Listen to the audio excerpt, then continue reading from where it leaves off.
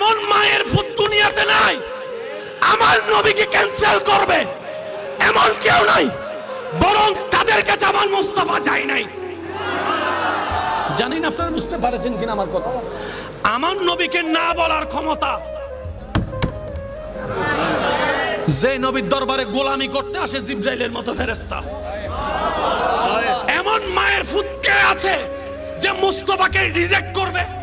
তারা নেয় নাই নয়, আমার নবী তাদের কাছে যায় নাই। আমার নবী তাদের কাছে যায় নাই।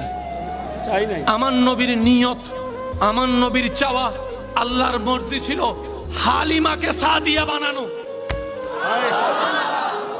আমি জানি না আপনাদেরকে আমি বুঝাতে পারছি কিনা। আসনেওয়ালা আসলো, শুননেওয়ালা শুনলো। বড় বংশ ঠিক আছে, কুরাইশ বংশ, কোনো সন্দেহ নাই। কিন্তু যখন শুনে বাবা নাই, অনেক মেয়ের আজকাল বিয়ে হয় না বাপ না থাকার কারণে, বাপ না থাকার কারণে বিয়ে হয় না। আপনার সমাজ আপনি দেখলে বুঝতে পারবেন। নিব না কেন? ওই বাচ্চার বাপ নাই, ইনকাম আমাদের ভালো হবে না। যার বাবও আছে, টাকাও আছে, তাকে যদি নিই বেতনও পাবো, পুরস্কারও পাবো। তারা তো বুঝতে পারে না কি হারাই ফেলতেছে, সবাই ঘুরে ঘুরে চলে যাচ্ছে।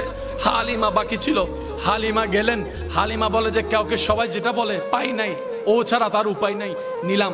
এবার হালিমা যখন সর্বপ্রথম কামলিওয়ালা মদিনাওয়ালা রহমাতুল্লিল আলামিন নবীর চেহারা মোবারকের দিকে নজর পড়ে, হালিমার দিকে তাকায়া আপনার আমার নবী একটা মুস্কি হাসি দেয়, একটা মুস্কি হাসি দেয়, যে মুস্কি হাসি যেন প্রমাণ করে ও মা আমি তো তোমার অপেক্ষায় বসে আছি, আমি তো তোমার অপেক্ষায় বসে আছি।